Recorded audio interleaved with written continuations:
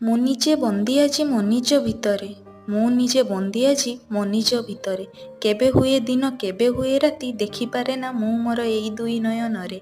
ଇଚ୍ଛା ହୁଏ ଭାରି ଦେଖିବାକୁ ଥରେ, ଇଚ୍ଛା ହୁଏ ଭାରି ଦେଖିବାକୁ ଥରେ, କ'ଣ କ'ଣ ଅଛି ଏଇ ସୁନ୍ଦର ପ୍ରକୃତିରେ।